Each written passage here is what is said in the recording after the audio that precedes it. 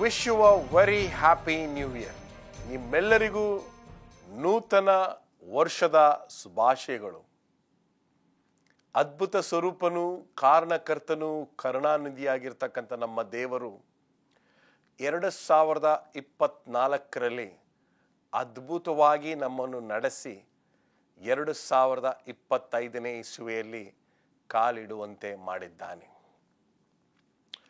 ಕೆಲವರಿಗೆ 2024ರಲ್ಲಿ ಬಹಳಷ್ಟು ಸಂತೋಷವನ್ನು ನೀವು ನೋಡಿರಬಹುದು, ಬಹಳಷ್ಟು ಗೆಲುವನ್ನು ನೀವು ನೋಡಿರಬಹುದು, ಅನುಭವಿಸಿರಬಹುದು. ಕೆಲವರಿಗೆ ನೋವನ್ನು ನೋಡುವಂಥ ಸಂದರ್ಭಗಳು ಉದ್ಭವವಾಗಿರಬಹುದು, ನಷ್ಟವಾಗಿರಬಹುದು, ಅನಾರೋಗ್ಯದಲ್ಲಿ ಕಷ್ಟಪಟ್ಟಿರಬಹುದು. ಆದರೆ ಇದೆಲ್ಲವನ್ನ ದಾಟಿ ದೇವರು 2025ನೇ ಇಸುವೆಯಲ್ಲಿ ಕಾಲು ಇಡುವಂತೆ ಮಾಡಿದ್ದಾನೆ. ದೇವರ ನಾಮಕ್ಕೆ ಸ್ತೋತ್ರವನ್ನು ಸಲ್ಲಿಸೋಣ.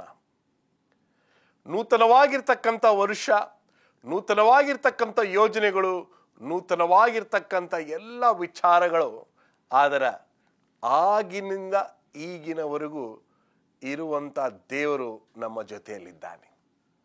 ಖಂಡಿತವಾಗ್ಲೂ ದೇವರು ಈ 2025ನೇ ಇಸುವೆಯಲ್ಲಿ ನಿಮಗೆ ಮಾಡಬೇಕಾಗಿರ್ತಕ್ಕಂಥ ಎಲ್ಲ ವಿಚಾರಗಳನ್ನು, ನಿಮ್ಮ ಯೋಜನೆಗಳನ್ನು, ನಿಮ್ಮ ಆರೋಗ್ಯವನ್ನು ಎಲ್ಲವನ್ನ ಆಶೀರ್ವದಿಸಲಿದ್ದಾನೆ. ಸಂದೇಶಕ್ಕೆ ಹೋಗುವ ಮುನ್ನ ಕಣ್ಗಳನ್ನು ಮುಚ್ಚಿ ನಾವು ಪ್ರಾರ್ಥನೆ ಮಾಡಿಕೊಳ್ಳುವೆ. ಕಣ್ಗಳನ್ನು ಮುಚ್ಚಿ ಪ್ರಾರ್ಥನೆ ಮಾಡಿಕೊಳ್ಳೋಣ. ನಮ್ಮನ್ನು ಬಹಳವಾಗಿ ಪ್ರೀತಿ ಮಾಡುವಂಥ ನಮ್ಮ ಪರಮ ತಂದೆಯೇ, ಪ್ರೀತಿ ಸಾಗರನೇ, ಸಂಪೂರ್ಣನೇ, ಕಾರಣಕರ್ತನೇ,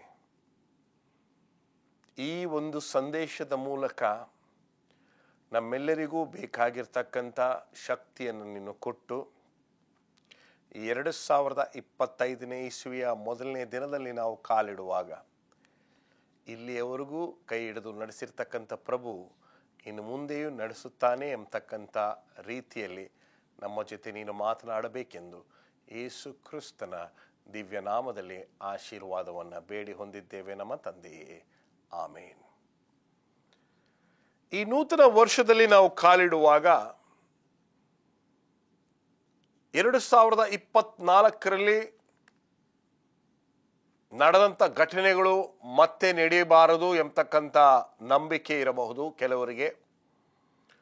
2024ರಲ್ಲಿ ಇದ್ದಂಥ ಆಶೀರ್ವಾದಗಳಿಗಿಂತ ಹೆಚ್ಚಿನ ಆಶೀರ್ವಾದವನ್ನು 2025ರಲ್ಲಿ ದೇವರು ಕೊಡಲಿ ಎಂಬತಕ್ಕಂಥ ನಂಬಿಕೆ ನಿಮ್ಮದಾಗಿರಬಹುದು.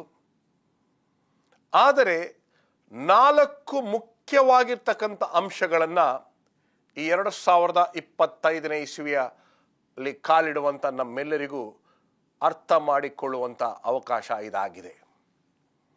ಮೊದಲನೇದಾಗಿ, ಈ ನೂತನ ವರ್ಷದಲ್ಲಿ ನೀವು ಕಾಲಿಟ್ಟಿರುವಾಗ ದೇವರ ನೂತನವಾಗಿರ್ತಕ್ಕಂಥ ಕೃಪೆಯನ್ನು ಅಪ್ಪಿಕೊಳ್ಳಿರಿ. Embrace God's new mercy. ದೇವರ ಕರುಣೆ ಅಥವಾ ಕೃಪೆ ಇಲ್ಲದ ಕಾರಣ ಕೆಲವೊಮ್ಮೆ ದೇವರ ಕರುಣೆ ಕೃಪೆ ಇಲ್ಲದೆ ಇರ್ತಕ್ಕಂಥ ಲೋಕವಿಲ್ಲ. ಆದರೆ ನೂತನವಾಗಿರ್ತಕ್ಕಂಥ ಈ ಒಂದು ಕರುಣೆ ಕೃಪೆಯನ್ನು ನೀವು ಅಪ್ಪಿಕೊಳ್ಳಬೇಕು ಅಂತ ನಾನು ನಿಮ್ಮನ್ನು ಕೇಳ್ಕೊಳ್ತೀನಿ. ಪ್ರಲಾಪಗಳು 3ನೇ ಅಧ್ಯಾಯ 22 ಮತ್ತು 23ನೇ ವಚನದಲ್ಲಿ ನಾವು ನೋಡುವಾಗ ದಿನಕ್ಕೂ ನೂತನ ದಿನದಲ್ಲಿ ದೇವರ ಕೃಪೆಯು ನೂತನವಾಗಿರುವುದು ಎಂಬತಕ್ಕಂಥ ಅಂಶವನ್ನು ನಾವು ನೋಡ್ತೇವೆ. ಈ ನೂತನ ವರ್ಷದಲ್ಲಿ ನಾವು ಕಾಲಿಡುವಾಗ, ರಸ್ತೆಗಳಲ್ಲಿ ನಾವು ಹೋಗುವಾಗ, ವಾಹನಗಳನ್ನು ಚಲಾಯಿಸುವಾಗ, ಕೆಲಸದಲ್ಲಿ ಇರುವಂಥ ಸವಾಲುಗಳನ್ನು ಎದುರಿಸುವಾಗ, ಪರೀಕ್ಷೆಗಳಿಗೆ ಕೂತುಕೊಳ್ಳುವಾಗ,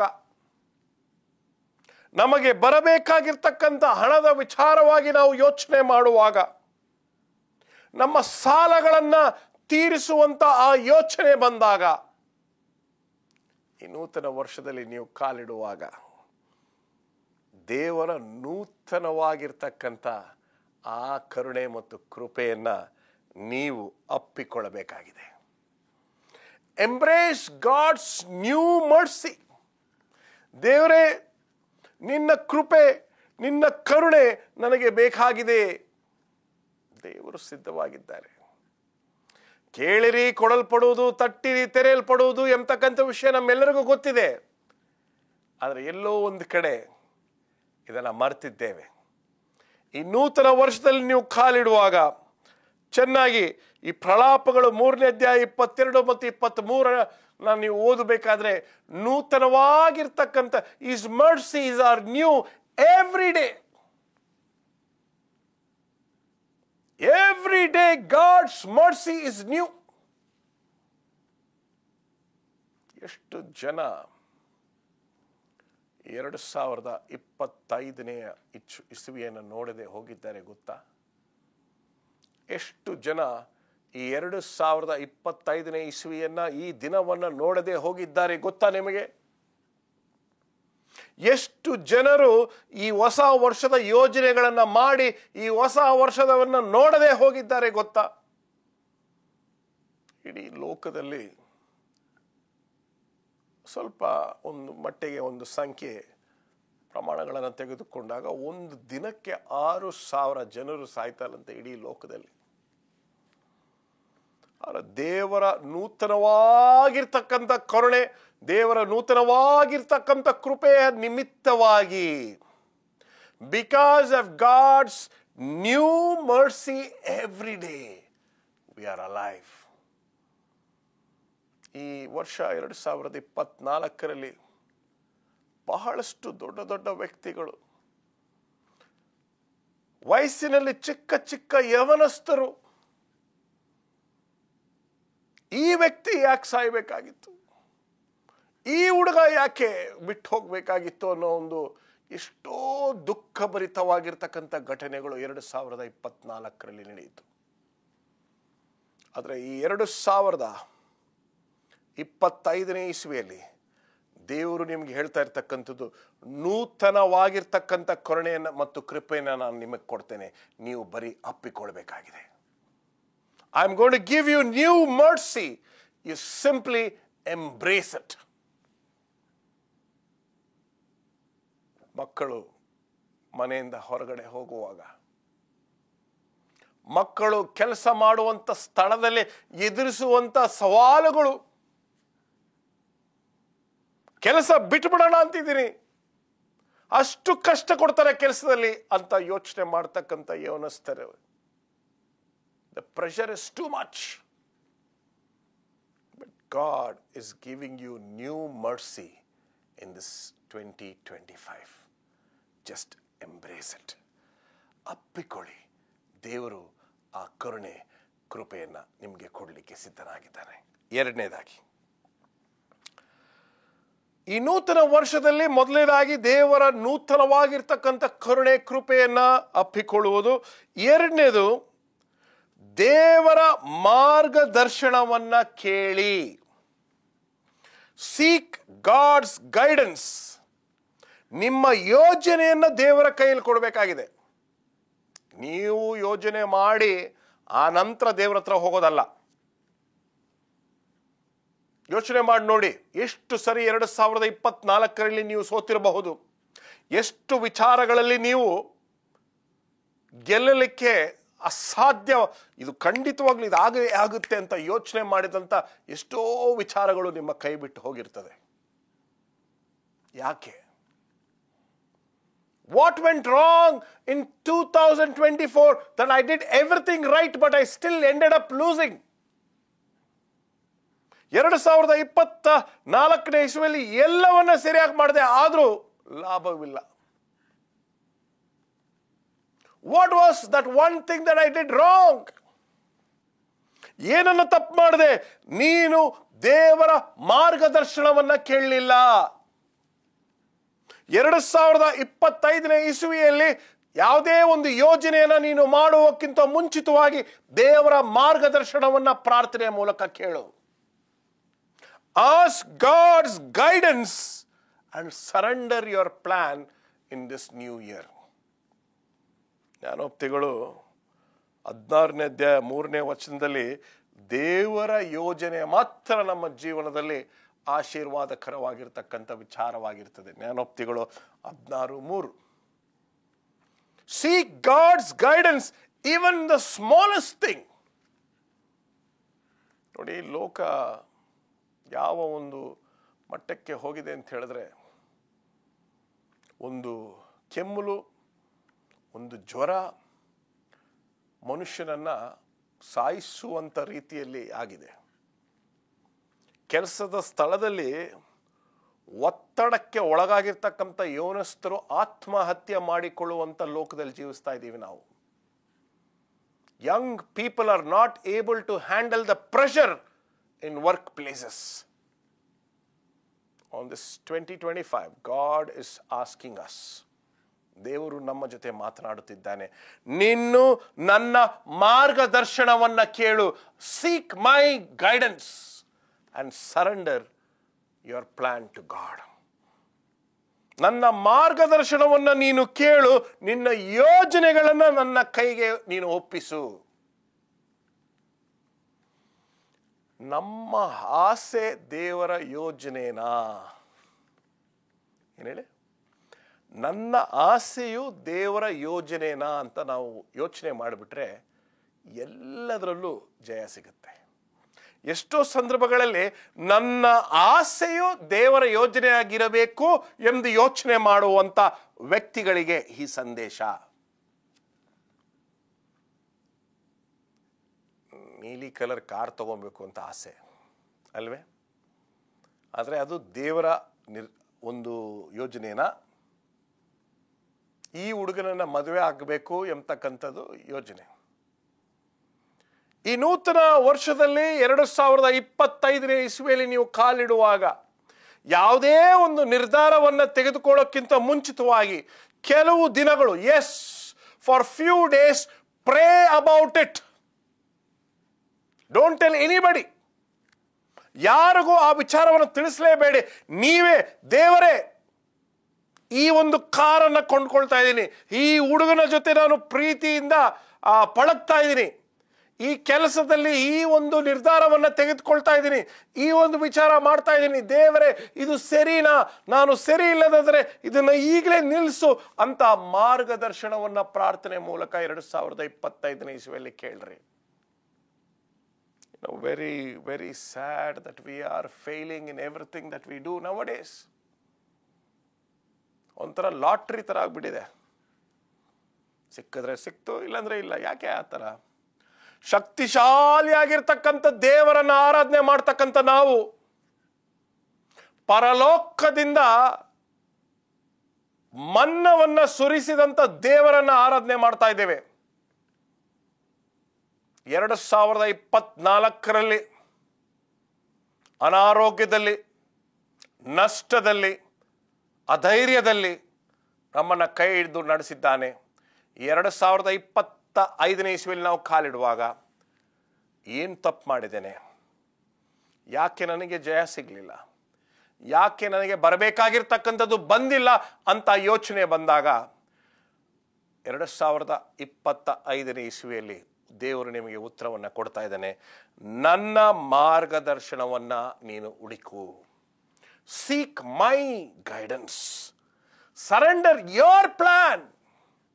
ದೇವರು ಹೇಳ್ತಾನೆ, ನನ್ನ ಯೋಜನೆಯು ನಿನ್ನ ಯೋಜನೆ ಅಲ್ಲ, ನಿನ್ನ ಯೋಜನೆಯು ನನ್ನ ಯೋಜನೆ ಅಲ್ಲ. ಇದು ವಚನ ಗೊತ್ತಿದೆ ನಮಗೆ. ಅದು ಎಲ್ಲೋ ಒಂದು ಕಡೆ ನಮ್ಮ ಆಲೋಚನೆಗಳೇ ಕರೆಕ್ಟು, ನಾವು ಯೋಚನೆ ಮಾಡ್ತಕ್ಕಂಥ ರೀತಿನೇ ಕರೆಕ್ಟು, ನಾವು ಮಾಡಿರೋದೇ ಕರೆಕ್ಟು, ಎಲ್ಲರೂ ನಮ್ಮನ್ನೇ ಫಾಲೋ ಮಾಡಬೇಕು, ಈ ರೀತಿಯಾದ ಯೋಚನೆಗಳು ಬಂದಾಗ ಜಯವನ್ನು ಕಾಣೋದಿಲ್ಲ. ಸೊ ಎರಡನೇದಾಗಿ ದೇವರ ಮಾರ್ಗದರ್ಶನವನ್ನು ಹುಡುಕ್ರಿ.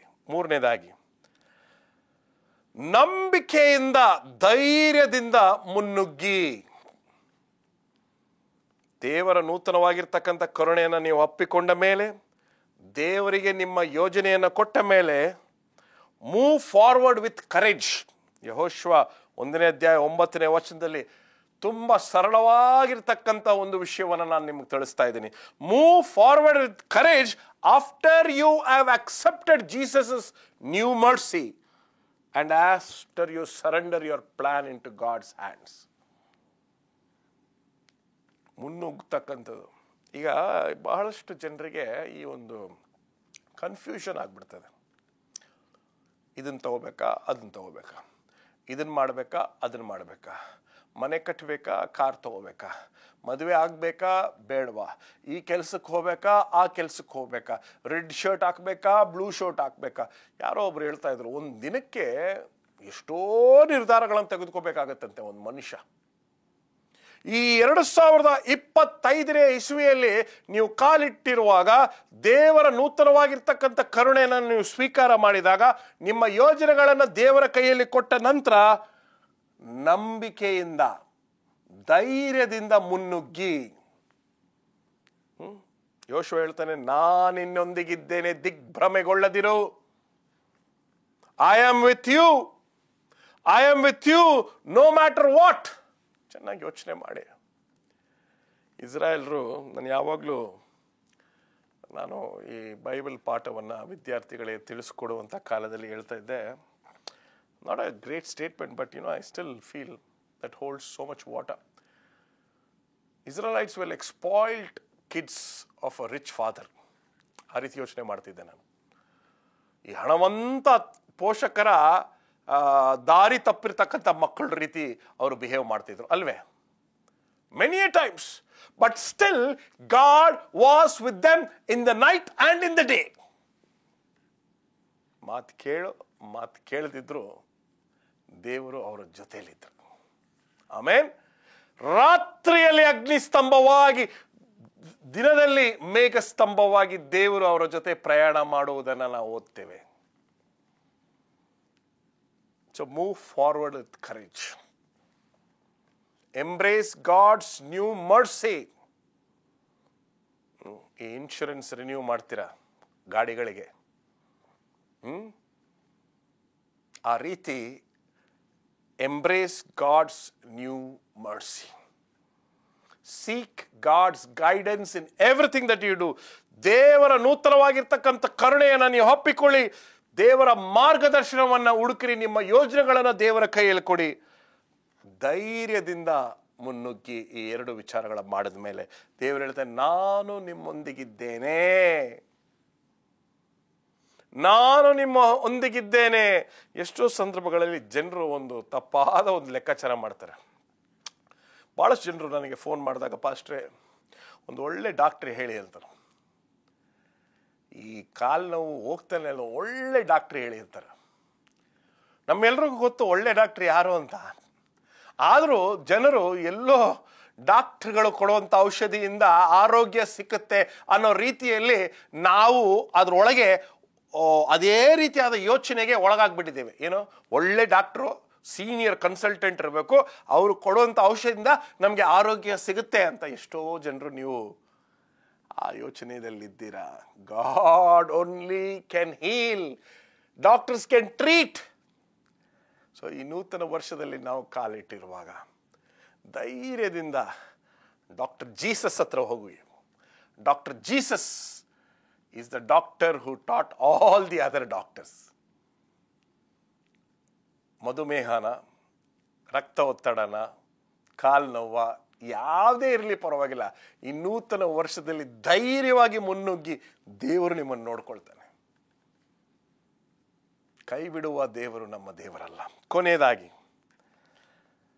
ಈ 2025ನಲ್ಲಿ ಬಂಗಲೆ ಕಟ್ಟಬೇಕು, ಕಾರ್ ಕಟ್ಟಬೇಕು, ನಮಗೆ ಚಿನ್ನ ಬೇಕು, ಬೆಳ್ಳಿ ಬೇಕು, ಕಾಸು ಬೇಕು, ಬ್ಯಾಂಕ್ ಬ್ಯಾಲೆನ್ಸ್ ಬೇಕು, ಇನ್ಶೂರೆನ್ಸ್ ಬೇಕು, ಎಲ್ಲ ಓಕೆ, ಆಲ್ ಆರ್ ಫೈನ್, ಅದೆಲ್ಲ ಮಾಡಬೇಡಿ ಅಂತ ಹೇಳ್ತಾ ಇಲ್ಲ. ಅದಕ್ಕಿಂತ ಮುಂಚಿತವಾಗಿ ದೇವರು ಮತ್ತು ತನ್ನ ರಾಜ್ಯವನ್ನ ಅವರಿಗೋಸ್ಕರ ತವಕ ಪಡಿ. Seek ye first the kingdom of God and all these things shall be added unto you. Many a times we don't know we are not getting rich because we don't seek God and his kingdom first. ದೇವರ ರಾಜ್ಯ ಮತ್ತು ನೀತಿಗಾಗಿ ತವಕ ಪಡುವುದು ಇಲ್ಲೇ ಇರ್ತಕ್ಕಂಥ ಕಾರಣದಿಂದ ನಮ್ಮ ಮನೆಗಳಲ್ಲಿ ಕಾಸು ಕಡಿಮೆ ಆಗಿದೆ, ನಮ್ಮ ಮನೆಗಳಲ್ಲಿ ವಸ್ತುಗಳು ಕಡಿಮೆ ಆಗಿದೆ, ನಮ್ಮ ಮನೆಗಳಲ್ಲಿ EMIಗಳು ಜಾಸ್ತಿ ಆಗಿದೆ. ದೇವರ ಆಶೀರ್ವಾದ ಐಶ್ವರ್ಯ ಕೊಡ್ತದೆ. God's blessing brings riches. If there is no riches in your house, there is no blessing in your house.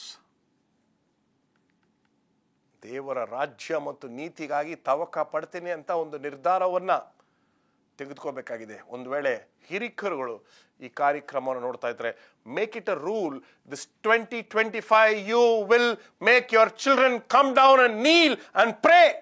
Family worship ಬೇಕಾಗಿದೆ 2025ನೇ ಇಸ್ವಿಯಲ್ಲಿ. 3 ಗಂಟೆ ಕಾಲ ಸಿನಿಮಾ ನೋಡ್ಲಿಕ್ಕೆ ನಮ್ಮೆಲ್ಲರಿಗೂ ಟೈಮ್ ಇದೆ. 45 ಮಿನಿಟ್ಸ್ ಒಂದು ಸೀರಿಯಲ್ ನೋಡ್ಲಿಕ್ಕೆ ಟೈಮ್ ಇದೆ. ಆದ್ರೆ ಪ್ರಾರ್ಥನೆ ಮಾತ್ರ ನಮ್ದು ಎಷ್ಟಿದೆ?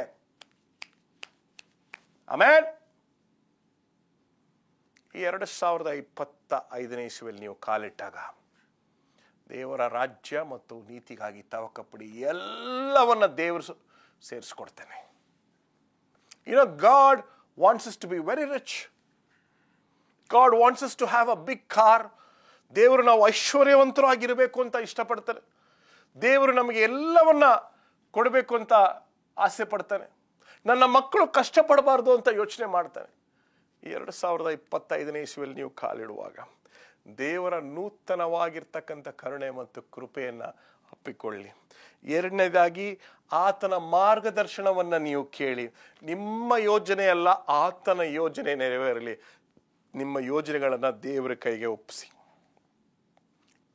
ಧೈರ್ಯದಿಂದ ಮುನ್ನುಗ್ಗಿ ದೇವರ ರಾಜ್ಯ ಮತ್ತು ನೀತಿಗಾಗಿ ತವಕಪಡಿ. ದೇವರು ನಮ್ಮ ಈ 2025ನೇ ಇಸ್ವಿಯನ್ನ ಆಶೀರ್ವದಿಸಲಿ. ಈ ದಿನದಿಂದ 2025 ಡಿಸೆಂಬರ್ 31ವರೆಗೂ ದೇವರು ನಿಮ್ಮ ಜೊತೆಯಲ್ಲಿ ನಡೆಯಲಿ. ಚಳಿಯಲ್ಲಿ, ಬಿಸಿಲಲ್ಲಿ, ಬೆಳಕಿನಲ್ಲಿ, ಕತ್ತಲೆಯಲ್ಲಿ ದೇವರು ನಿಮ್ಮ ಸಂಗಡ ಇರಲಿ ಎಂಬತಕ್ಕಂಥದ್ದೇ ನಮ್ಮ ಪ್ರಾರ್ಥನೆಯಾಗಿದೆ. ಕಣ್ಗಳನ್ನು ಮುಚ್ಚಿ ಪ್ರಾರ್ಥನೆ ಮಾಡೋಣ.